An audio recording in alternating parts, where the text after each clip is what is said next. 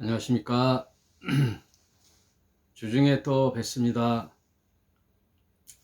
오늘은 룻기서 두 번째 시간을 갖도록 하겠습니다. 지난 시간에 룻기의 시대적 배경을 살펴봤는데요. 사사 시대와 이제 이스라엘의 왕이 없었으므로 그들의 소견대로 행하며 살더라라는 그 암울한 고백이 사사기 마지막 장면에 이 말씀으로 막을 내리고, 이스라엘 백성도 이제 인간 세상의 조직인 왕의 체제, 왕권 체제를 요구하죠. 그래서 사사기 끝나고 왕정 시대를 잇는 그 사이에 룻이라는 여인, 그 나옴이라는 그 시어머니와 그 자부인 룻이 펼쳐져 보여준 그 아름다운 이야기가 그 사이에 이제 기록되게 돼 있죠. 룻기서. 이것은 하나님 나라는 무슨 그 영웅 호걸들이 펼쳐나가는 것이 아니고, 또 힘의 기득권인 강한 그 자들의 운동으로, 또한 그들의 힘으로 세워지는 나라가 아니다. 왕이라는 것은 이제 남자들의 기득권 다툼이죠. 왕권 체제. 고대 금동 지방의 시대에는 여인이라는 것은 한낱 숫자에도 들어가지 않고 인권이 무시되고, 오직 그 종족의 그 남정네들의 그 시대의 번영, 그 종족 번영의 수단으로 일부 다처주의, 이런 그런 시대에 이스라엘 나라는 하나님을 믿는 백성으로서 그 당시 율법을 통하여 하나님의 아름다운 모범의 나라를 보여줌으로써 하나님이 왕이며 이스라엘 백성은 그의 백성으로서의 모범적인 나라를 열방에 보임으로써 그들도 하나님을 섬기게 하는 그 사명을 결정적으로 놓치는 시기가 사사기와 이제 왕정 시대죠. 이스라엘도 그 주변의 열방의 왕권 체제의 나라를 동경했던 거죠. 결국은. 그래서 우리에게도 왕을 주시옵소서. 그것은 하나님에게 참 가슴 아픈 이야기죠. 왕인 하나님 앞에 왕을 달라고 하니 가슴 아픈 이야기죠. 왕권 체제, 인간이 왕이 되는 체제는요, 이제 하나님이 원하시는 이제 체제가 아니죠. 결국 왕이 이제 인간이 왕이 되는 체제는 수직적 관계의 체제가 되고, 또 하나님보다도 이제 자신의 힘과 능력과 지혜로 조직을 이어 나가려고 하는 그런 인간 세상의 모델을 하나님의 백성인 이스라엘도 그대로 동경하게 되었다는 그 역사의 기록 속에 우리가 알아볼 수가 있죠. 왕권 체제는 그 왕을 호시탐탐 노리는 정적들이 있죠. 그 정적들과 내부로는 정적, 외부로는 타 부족들의 전쟁의 위협, 이런 것들로 인해서 군사를 모아야 되죠. 그러니까 왕권이 강화되는 것은 그 왕을 수호하는 군권 체제, 그리고 그 나라를 수호하기 위한 군사 체제가 강화되는 걸 말하는 거죠. 그 강화되기 위해서는 군사들을 많이 모병을 하고, 또 군사력을 키우기 위해서는 돈이 필요하잖아요. 그러려면은 어떻게 해야 돼요? 세금을 이제 차관해 내야 되죠. 예. 강력한 세금 정치, 세금 제도. 그래서 왕권이 강화되고, 내부로서의 정적으로부터의 보호, 또 외부로부터의 나라를 수호하기 위한 군권 강화. 그러려면 세금이 백성으로부터 심한 세금을 착취해야 되는 이 구조가 인간 세상의 그 왕권 체제죠. 아무튼 그 사사와 왕권 시대, 왕정 시대인 열왕기 시대의 그 사이를 잇는 이 아름다운 한 가정의 이야기, 그것도 시어머니, 시아버지인 남편 엘리멜렉이 죽고, 또 두 아들도 죽고, 거기는 또 타향살이 이방 땅 모압 땅에서 살았던 한 비극적인 가정을 통하여 어떻게 이어져요? 하나님 나라가 이어지는 이 교훈이야말로 성경에 이제 삽입해 놓은 거예요. 이 성경을 이렇게 놓는다는 것은 그냥 룻기가 4장이니까 짧잖아요. 그냥 이런 이야기가 있구나 하고 있는 게 아니라 하나님 나라의 본질을 설명해 주는 거예요. 하나님 나라의 본질. 한 가정사를 성경에 소개함으로써 하나님 나라는 이렇게 희미하게 작게 이렇게 시작하지만, 하나님 나라는 어느덧 풍성해지는, 하나님의 나라가 확장되는 놀라운 사건들이 이제 역사 속에 보여지게 되죠. 믿음의 조상도 한 가정을 택하잖아요. 아브라함이라는 한 가정을 택하여 하나님이 큰 이제 오늘날의 하나님 왕국, 하나님 나라를 세계에 편만하게 만들어 나가는 거죠. 또 나라도 보면은 왜 하필 이스라엘 나라냐? 하나님이 택한 나라가 왜 이스라엘이냐? 그 나라는 하비루의 나라, 그 하비루, 종의 나라, 노예 나라, 아무 힘이 없는 약체 나라, 그 나라를 택해서 강대한 하나님을 보여주시기 위함이죠. 아무튼 이 하나님 나라는 무슨 운동, 조직, 그리고 세력을 강화해서 무슨 영향력을 펼치고 그러는 게 아니에요.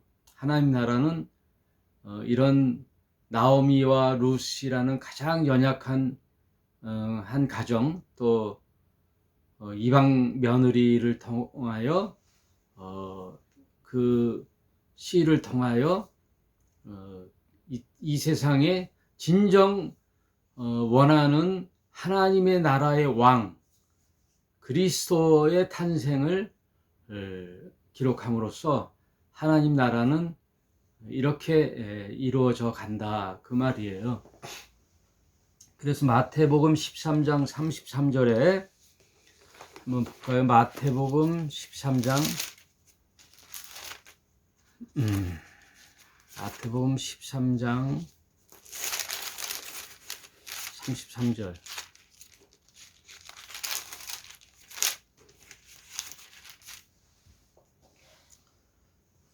예수께서 이 땅에 오셔서 하시는 일이 하나님 나라를 소개하는 거예요.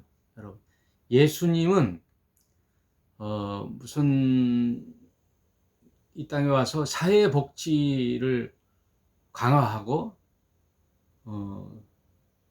그런 게 아니에요. 또 아픈 자를 고치는 무슨 의료의 발달 이런 게 아니에요.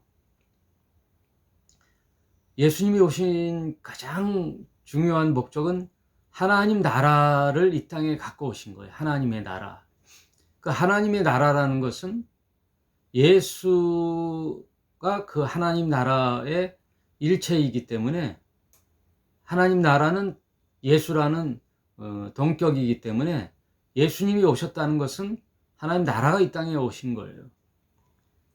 말씀이 육신이 되어 이 땅에 오신 예수는 그분이 오심으로 통치가 이루어지고, 그분이 이 땅에 오심으로 하나님 나라가 임했다는 뜻이에요. 그래서 그분이 얘기하는 나라가 곧 하나님의 나라예요. 그래서 마태복음 전체는 거의 하나님 나라를 설명하고 있어요. 특별히 13장에 천국을 비유로 얘기하시는데, 왜 비유? 파라볼레라는 말은 옆에 두다라는 것이거든요. 파라라는 것은 옆에라는 뜻이고, 볼레라는 것은 두다, 이렇게 샘플을 두다, 어떤 비교를 해주면 이해가 되잖아요. 그래서 3차원의 물질의 세계인 이 세상에서 하나님 나라인 4차원의 영적 세계를 설명하기 위해서는 비유뿐이 안 돼요. 영의 나라를 실제 설명하면 물질의 세계에 노출된 인간들은 잘 이해를 못해요. 그러기 위해서 3차원의 세계인 인간의 이 물질 세계를 이야기로 풀어, 비유로 풀어 4차원의 영적 세계를 이해하는 거예요. 그래서 하나님 나라는 다 비유로 얘기하는 거예요. 그래서 13장 33절에 또 비유로 말씀하시되 천국은 마치, 이렇게 마치라고 그러잖아요. 여자가 가루 서말 속에 갖다 넣어 전부 부풀게 한 누룩과 같으니라. 여러 천국은 겨자씨 한 알과 같다. 또 천국은 농부가 씨 뿌리는 거와 같다. 이런 여러 가지 이제 비유로 얘기할 때, 그 중에 예수께서 이 루키랑 연결되는 그 비유가, 한 여인이 빚은 가루 서말에 그 밀가루 반죽을 하면 이게 점점 부풀어서 이렇게 많은 자에게 이제 그 누룩으로 인하여 가루가 부풀어 많은 자에게 양식을 주는, 그를 비유로 할 때 여기서 중요한 포인트는 한 여인이죠. 한 여인. 이름도 없죠. 베드로, 야고보, 요한 이런 12제자처럼 이름이 있는 게 아니라 한 여인이죠. 여인. 예수님의 제자 12명도 이스라엘의 12지파를 승계하기 위한 예수의 의도적인 그 방향이지만, 하나님 나라는 어떤 영웅 호걸로 인하여 어떤 조직을 통하여 이루어지는 게 아니라, 한 여인이 빚은 가루 서말 속의 누룩, 그거와 같다는 거예요. 또 한 겨자씨, 씨 중에서도 가장 작은 그 겨자씨를 심어 이게 땅에 씨를 뿌리를 내리고 줄기를 내고 가지를 내어 새들이 거기에 이제 모여드는 그런 그림 있죠. 희미하고 작게 시작한다는 거예요. 하나님 나라는 거대한 운동, 힘, 파워, 그런 게 아니죠. 예수님의 12제자의 의미도 그 당시 가장 비천한 자들을, 힘이 없는 갈릴리 어부들, 동네에 평범한 범인들, 이런 자들을 택하여 하나님 나라를 세워나가는 거잖아요. 그래서 예수의 하나님 나라 운동에는 영웅호걸이 없어요. 누구나, 누구에게나. 그 베드로 이런 의미도 오늘날에 나를 대입해 보면 돼요. 그 예수의 제자의 대표성으로서의 베드로, 그 베드로의 모든 신앙 고백이나 그가 한 행동은 오늘날 내가 베드로의 입장이 되는 거예요. 예. 모든 믿는 자의 대표성으로서의 베드로지, 그 베드로 갈릴리에서 살았던 한 인간 베드로를 얘기하는 게 아니에요. 그러니까 성경 전체에 하나님 나라에는 어떠한 한 사람의 영웅호걸이 없어요. 사람을 이렇게 높이고 하는 게 없다고요. 그래서 예수님은 누누이 제자들이 내가 높다, 내가 자의정, 내가 영의정, 뭐 하나님 나라가 이 땅에 오면 내가 한 자리 해먹겠다 할 때 예수께서 항상 책망하셨잖아요. 너희 중에 높고자 하느냐? 가장 섬기는 자가 높은 자니라. 가장 낮은 자리에 가라 이거죠. 자리 다툼하지 말라 이거예요. 선생은 하나요, 그리스도도 한 분, 그리스도 한 분이니 너희는 다 형제요 자매니라. 형제요 자매니라. 그리고 무슨 친족, 누구에게 하나님, 예수님이 힘을 넣어주는 게 없어요. 누구 한 사람에게 영향력을 주는 게 없어요. 예수님이 뭐라 그래요? 한적한 곳에서 말씀을 나누고 있으니까 거기에 보면은 평범한 사람들, 또 여인들, 아이들이 쭉 앉아서 하나님 나라를 말씀을 듣고 있잖아요. 하나님 나라의 말씀을. 그럴 때 바리새인과 서기관들이 쭉 와가지고 예수님의 형제인 친족인 마리아와 그의 형제를 데리고 오면서 선생님, 랍비여, 당신의 어머니와 형제들이 왔습니다 라고 하니까 예수님이 쳐다보더니 뭐라 그래요?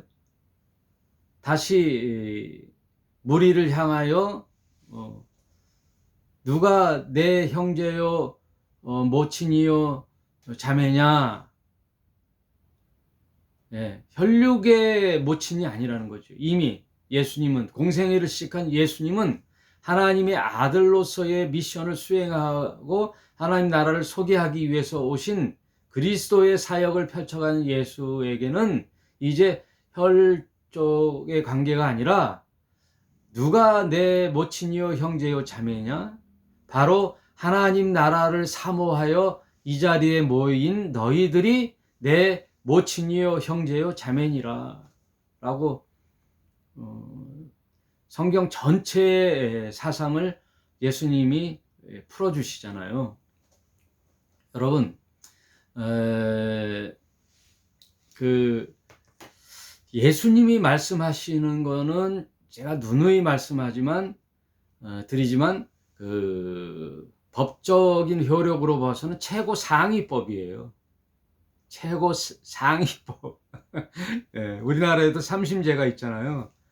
1심, 2심 항소해가지고 억울합니다 뭐 해가지고 최종 3심 대법원까지 판결이 되잖아요.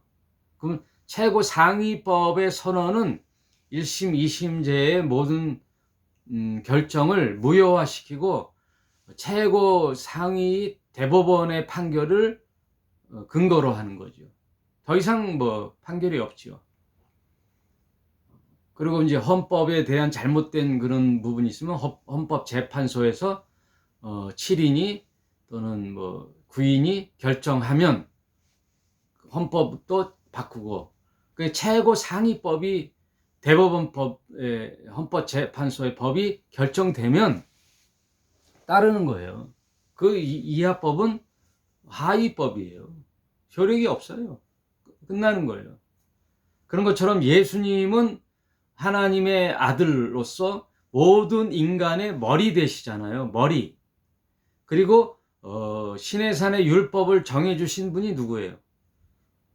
예, 하나님의 아들 예수, 성령님, 그 삼위일체 하나님이 율법을 주셨잖아요. 제정자잖아요. 그래서 친히 이 땅에 오셔서 모세에게서 어렴풋이 그림자로 준 그 율법의 해석을 이제는 명확하게 빛 자체이신 예수님이 이 땅에 오셔서 하나님 나라는 이렇다, 율법은 이렇다, 율법을 다시 정확하게 완성적으로 결론을 내렸다면 이제는 구약에 있었던 모든 법은 그냥 기초로서 이해하기 위한 부록이지 참고서지 결정되는 게 아니에요. 최고 상위법의 결정으로 모든 것이 이제는 다 자유해지고 완성되는 거예요. 그래서 예수님이 결정하면 그게 최고 상위법이에요. 아, 제발 이것만 이해하십시오. 이게, 예? 그래서 목숨처럼 생각했던 저 예루살렘 성전과 안식일에 대해서 예수님 뭐라 그래요? 안식일을 위하여 사람이 있는 게 아니라 사람을 위하여 안식일이 필요한 거야, 이놈들아. 안식일이란 사람의 안식을 가장 중요시하는 거 아니에요. 그러나 사람이 안식일의 주인이 아니라 안식일의 주인은 나다 그러잖아요. 예수께서. 안식일을 제정한 내가 주인인데 주인이 다시 안식일의 법을 규정해 주마. 안식일을 위하여 사람이 있는 게 아니야. 그래서 수고하고 무거운 짐진 자들아, 그 앞에 뭐가 생략됐냐면요, 율법을 지키느라고 수고하고 무거운 짐진 자들아, 그 얘기예요, 여러분. 예? 우리가 전도할 때 보면 그 전도 쪽지에다가 수많은 성경 구절을 때 가장 많이 넣는 게 뭐예요? 수고하고 무거운 짐진 자들아. 교회 가서도 저 뒤에 프랭카드로 큰 글자를 쓰는 수고하고 무거운 짐진 자들아, 다 내게로 오라, 내가 너희를 쉬게 하리라. 그게 세상 짐이 아니에요. 세상 먹고 사느라고 힘들고 인간관계에서 힘들고 세상 삶이 지치고 힘든데 이 육체적인 힘을 무거운 짐진 자들아가 아니라, 물론 그런 의미도 이제 내포해서 본질적인 수고하고 무거운 짐은 죄의 짐이에요. 그 율법의 짐, 율법을 지키려고 하는 인간의 그 노력, 헛수고, 이런 것, 그 종교적 짐이에요. 종교의 짐, 사람을 힘들게 하고. 그래서 바리새인들이 어떻게 해요? 네. 모든 무거운 짐을 지게 하고 자기는 하나도 손 하나 까딱하지 않는 그들을 향하여 무섭게 질타하신 예수님이, 네?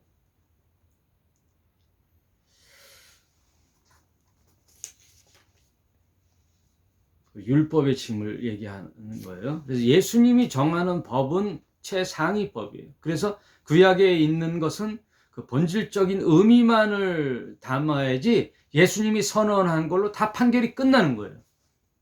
안식일의 제도, 성전 제도 어떻게 해요? 성전. 예수께서 저 예루살렘 성전마저도 헐어버려라 이거예요. 헐어버려라. 이제 장소가 아니다. 성전인 당신이 오셨기 때문에 너희가 그렇게 목숨처럼 여겼던 저 성전마저도 이제 필요 없다. 왜? 성전 대신 당신이 3일 만에 다시 내가 세우리라. 그러므로 40여 년 이상 46년간 졌던 저 헤롯 리모델링한 수르 바벨의 성전을 다시 리모델링한 헤롯 성전을 어마무시하게 자랑했던 제자들에게 저 성전도 허물어버려라. 돌 하나 돌 위에도 남김없이 다 무너지리라 라고 예언했던 예수님. 결국 AD 70년에 그 성전이 무너지잖아요. 그러나 그 건물적 장소적 의미의 성전이 아니라 성전 대신 예수님이 이 땅에 오셔서 선언하였으니 진리이신 예수님을 따름이 하나님을 만나는 성전이죠. 그리고 결국 이 성전이신 예수님이 부활하셔서 하나님 곁으로 가고 그와 같은 보혜사 성령을 누구에게 보내주세요? 우리 신자들에게 보내주잖아요. 오순절날 성령이 오셔서 우리 신자들의 이 마음, 내 마음의 성전이 되어 성령이 내 안에 들어오니 성전은 어디예요? 성전이 이제 너다 그러잖아요. 왜? 성령이 함께함으로 내가 성전인 거예요. 그래서 하나님 앞에 나아가는 거예요. 내가 성전이 되어. 이런 신자 한 사람, 두 사람, 두세 사람이 모인 곳에 내가 너희와 함께하리라 한 말이 그게 교회라고 몇 번 얘기했잖아요. 그러므로 이게 이제 상위법이 되는 거예요. 땅이에요. 대법원 판결 딱 치면 끝나는 거예요. 예수님이 대법원장, 인류 하나님 삼위일체 대표자로서 이 땅에 오셔서 인간의 대표자이시며 하나님의 대리자잖아요. 야훼 하나님의 아들로 오셨다는 것은 하나님을 대신하는 아젠타로 오는 거예요. 에이전트. 그게 뭐예요? 대리자. 하나님의 대리자. 그리고 모노게네스. 하나님의 대리자는 여기도 있고 저기도 있는 게 아니에요. 인류 역사에 이 사람도 나오고 저 사람도 나오고 마호메도 나오고 공자도 나오고 맹자도 나오고 소크라테스, 석가모니 이게 아니라 하나님이 보내신 대리자는 독생자다. 이거 모노게네스. 게네스란 말은 종류라는 뜻이에요. 그리고 모노라는 것은 유일성을 말하는 거예요. 그래서 모노게네스가 독종자, 독생자라는 거예요. 종류로서의 유일함. 그래서 원래 독생자라는 게 아니라 엄밀히 그 원어를 분석하면 독종자예요.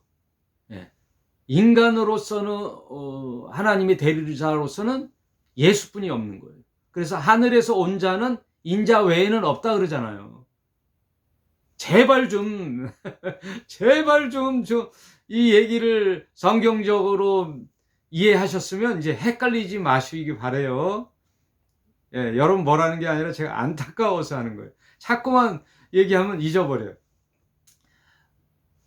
하나님의 대리자로 인류의 구세주로 보내는 그리스도는 단 한 분이에요.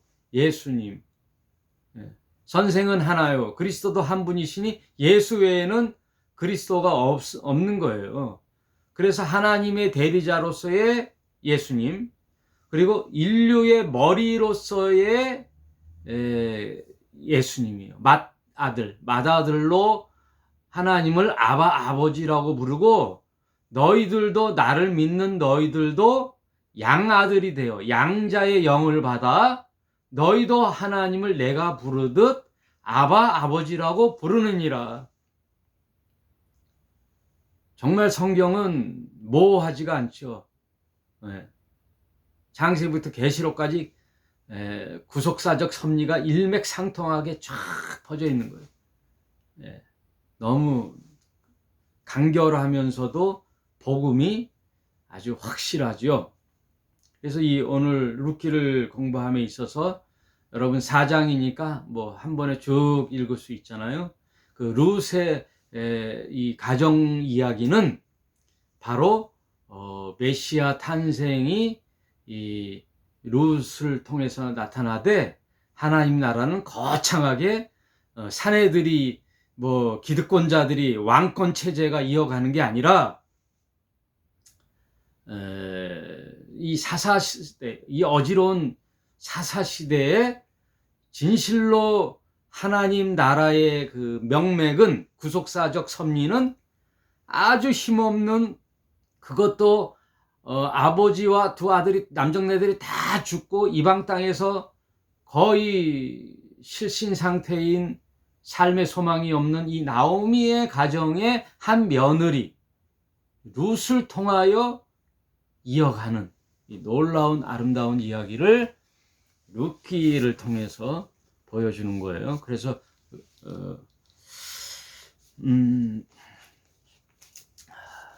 룻의 고백을 한번 보시기 바랍니다. 1장 16절 룻이 가로되, 이제 나오미가 시아버지도 죽고 두 아들도 다 죽으니 이방 땅 모압 땅에서 10년 사는 동안에 너희들이 이제 이렇게 됐구나 하면서 두 며느리를 그냥 너희 집으로 돌아가라 라고, 나는 아무 힘이 없다, 나도 이제는 내 고향으로 돌아가리라 하고 이제 선택권을 며느리에게 줬는데, 맏며느리가 룻이에요. 둘째 며느리는 예 그렇게 하겠습니다 하고 어머니 말을 듣고, 이 룻은 다른 고백을 하죠.